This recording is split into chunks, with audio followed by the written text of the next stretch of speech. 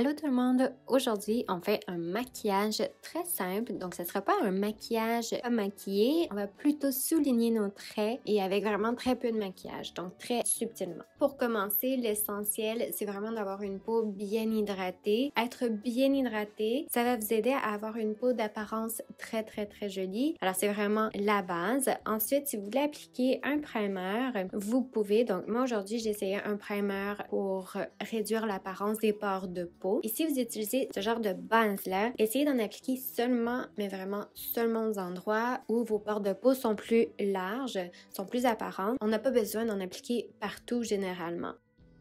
Je vais prendre mon fard crème bronzant, donc un fard plutôt liquide, et je vais le mélanger avec une huile pour le visage, une huile sèche pour le visage. Donc ce que ça va faire, encore une fois, ça va réduire la couvrance du produit et puis ça va m'aider aussi à l'estomper encore plus facilement et puis ça va donner un effet plus naturel. Alors moi, dans mon cas, j'ai mélangé 2 gouttes de fard bronzant liquide avec 2 d'huile sèche pour le visage. Ça peut varier, ça dépend vraiment du liquide que vous allez utiliser. Alors j'en applique au point où j'appliquerai le fard bronzant. Et puis ensuite, vous pourriez prendre une éponge à maquillage humide, ça ferait très bien aussi. Vous pourriez prendre vos doigts aussi, ça ferait tout aussi bien. Mais moi, aujourd'hui, j'ai décidé de prendre un pinceau très dense et de l'estomper. Vous pouvez tapoter votre pinceau ou votre éponge au lieu de la faire glisser sur votre visage. Mélanger avec une huile sèche, c'est bon pour votre peau et ça donne un effet encore plus brillant, encore plus en santé et hydraté. Ensuite, j'ai décidé d'utiliser un correcteur qui se rapproche un peu plus de la couleur de ma peau parce que je voulais pas nécessairement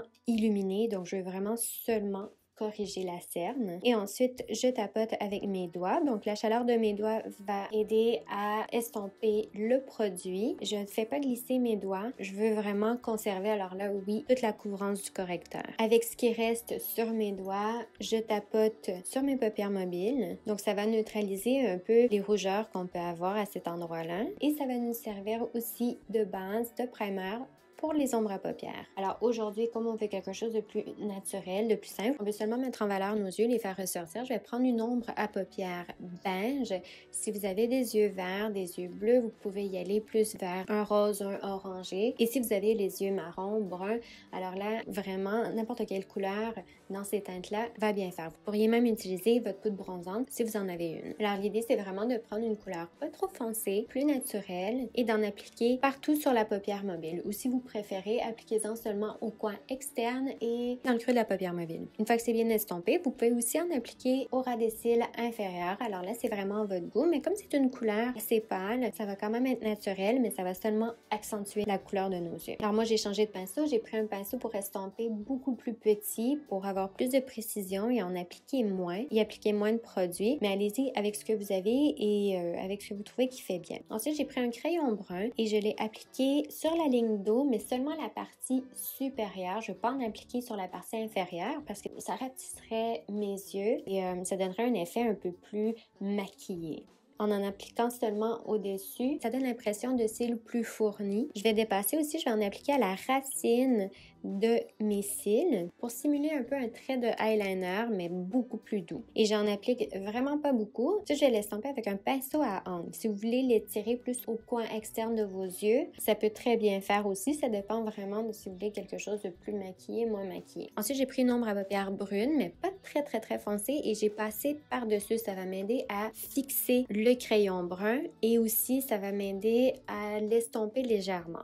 Ensuite, j'ai recourbé mes cils et j'ai appliqué un peu de mascara. J'en applique pas beaucoup parce que je veux vraiment garder cet effet-là un peu plus léger. Ensuite, j'ai pris une brosse à sourcils que j'ai légèrement mouillée et j'y ai appliqué un peu de savon. Et puis ensuite, j'ai brossé mes sourcils avec. Ça va donner l'impression de sourcils plus fournis. Ensuite, j'ai pris un crayon pinceau pour les sourcils, dessiner des traits pour simuler des poils de sourcils.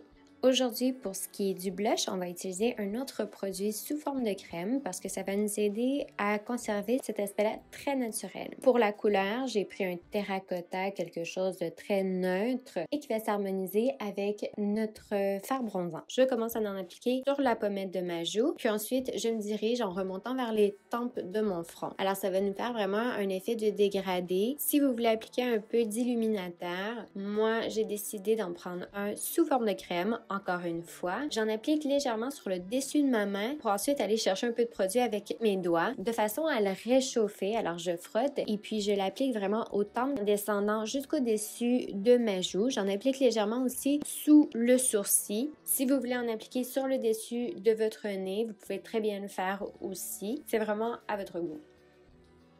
Ensuite, si vous voulez vous assurer que votre blush va bien tenir toute la journée, vous pouvez appliquer un fard à joues sous forme de poudre par-dessus, donc ça va vraiment le fixer, donc un peu comme lorsqu'on applique une poudre fixatrice de maquillage par-dessus, ou moins parce qu'on a déjà le blush en crème en dessous. Allez-y, essayez d'éviter de glisser votre pinceau avec le blush, essayez plutôt de tapoter et d'y aller vraiment avec le moins de produits possible à la fois. Si vous vous inquiétez également pour la tenue de votre correcteur sous les yeux, votre cache-cerne, vous pouvez appliquer un peu de poudre fixatrice sous vos yeux. Assurez-vous de tapoter avant que le correcteur n'ait pas bougé dans les petites rides et ridules sous vos yeux parce que sinon vous les fixeriez de cette façon-là. Si vous avez besoin d'en appliquer à certains endroits parce que votre peau devient plus grasse durant la journée, alors appliquez-en, mais allez-y vraiment au minimum. On ne veut pas avoir un effet de poudre, on veut avoir un effet très naturel. On veut juste embellir légèrement nos lèvres. Alors, on va prendre un crayon contour similaire à la couleur de vos lèvres, mais légèrement plus foncé pour rehausser. Ensuite, vous pourriez utiliser le même blush en crème sur vos lèvres ou vous pourriez appliquer un baume légèrement teinté, ce qui ferait très bien aussi. Si vous avez envie d'un peu plus, alors vous pouvez appliquer un peu d'illuminateur au coin de vos yeux. Et voilà, si vous avez utilisé des fards poudre, je vous suggère d'appliquer une brume pour le visage. Ça va vous aider à enlever l'aspect de poudre. J'espère que vous allez recréer ce maquillage-là ou vous en inspirer avec les produits que vous avez du moins. C'est vraiment un look très facile et très rapide à faire qui met tout simplement en valeur nos traits. Alors, merci, bonne journée. Bye bye!